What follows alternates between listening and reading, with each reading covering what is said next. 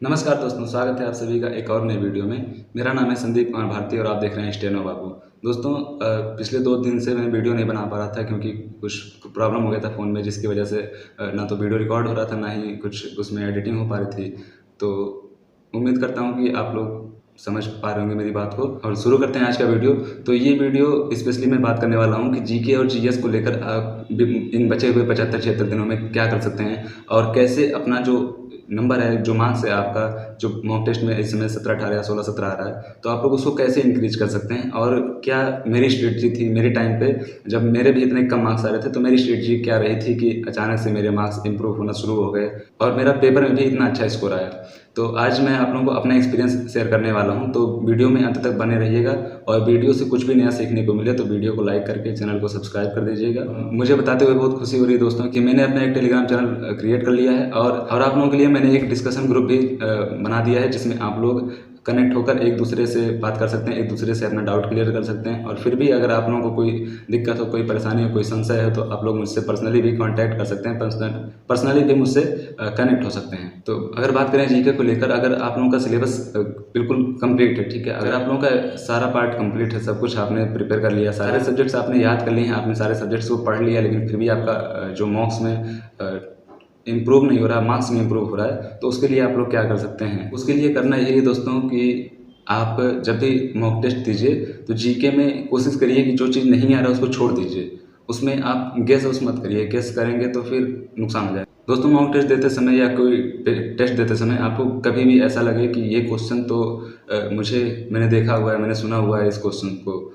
लेकिन आप उस पर 100% श्योर नहीं है, आप 90% श्योर हैं, लेकिन बचे हुए 10% का आपको कोई भरोसा नहीं है कि गलत भी हो जाएगा, सही भी हो जाएगा, तब भी आपको उस क्वेश्चन को अटेम्प्ट नहीं करना दोस्तों। क्योंकि 99% आपका केसेस में क्या होता है कि वो क्वेश्चन आपका आते हुए भी आप गलत कर जाएंगे, और बाद में जब आंसर किया आएगा या आपको रिजल्ट पता चलेगा तो आप ये सोचेंगे कि छोड़ देता तो ही बेहतर रहता।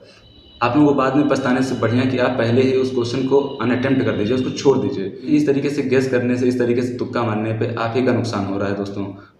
और मान लीजिए कि जैसे अटेम्प्ट करने पर आपका कुछ गलत भी हो रहा है, एनालिसिस में आप उसको देखिए कि आप उसमें मतलब आपका उसमें क्या छूट गया था, आपका वो क्यों गलत हो गया, और उसमें आप क्या इम्प्रूव कर सकते हैं। और ये भी देखिएगा कि किस टॉपिक से आपके क्वेश्चंस गलत हो रहे हैं। अगर आपका सेम टॉपिक से बार बार क्वेश्चन गलत हो रहे हैं तो ये तो चिंता की विषय है, आपको उस पर काम करना पड़ेगा, दोबारा काम करना पड़ेगा। एक बार अच्छे से रिवाइज करिए चीज़ों को। लेकिन अगर हर दिन आपका अलग अलग टॉपिक से अलग अलग चीज़ें गलत हो रही हैं तो फिर चिंता वाली कोई बात नहीं है, ये मतलब होता रहता है। आप अगर 20 अटेम्प्ट करेंगे तो जाहिर सी बात है 1 या 2 तो गलत होगा ही।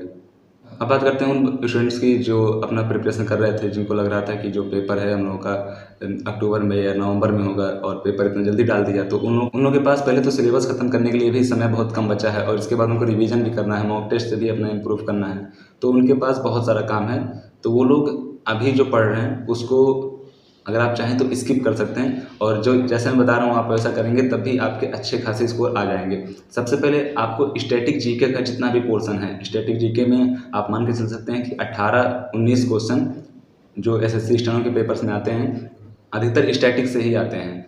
आप अपना स्टैटिक जीके अच्छे से प्रिपेयर कर लीजिए। इसके अलावा जो हाई स्कोरिंग सब्जेक्ट्स हैं, जैसे कि बायोलॉजी हो गया, इकोनॉमिक्स हो गया एंड ज्योग्राफी हो गया, आप इन 4-5 सब्जेक्ट्स को भी प्रिपेयर करके अच्छा स्कोर कर सकते हैं। क्योंकि अगर आप इन 4 सब्जेक्ट्स को प्रिपेयर कर लेते हैं तो आपका 30-32 मार्क्स का काम हो जाता है, जो कि एक डिसेंट स्कोर की तरफ आपको लेके जा सकता है। और अब बात करते हैं उन लोगों की जिन्होंने अपना तैयारी ही नहीं शुरू किया था, या इस उम्मीद में बैठे थे कि पेपर तो 6 महीने 5 महीने बाद होगा, तो हम आराम से अपना तैयारी शुरू करेंगे या आराम से सिलेबस को ख़त्म करेंगे।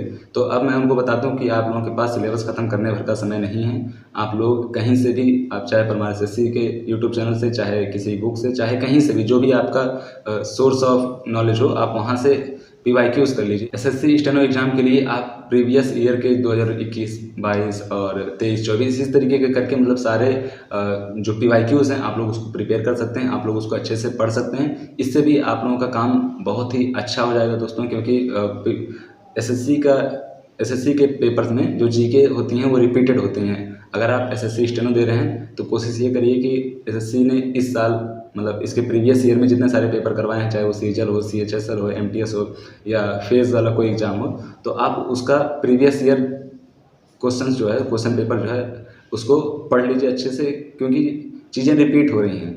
आप लोगों ने अगर नोटिस किया होगा तो देखा होगा कि चीज़ें रिपीट होती हैं एसएससी के पेपर में खासकर, और उसमें भी स्पेशली अगर मैं बात करूँ तो जीके में चीज़ें रिपीट होती हैं।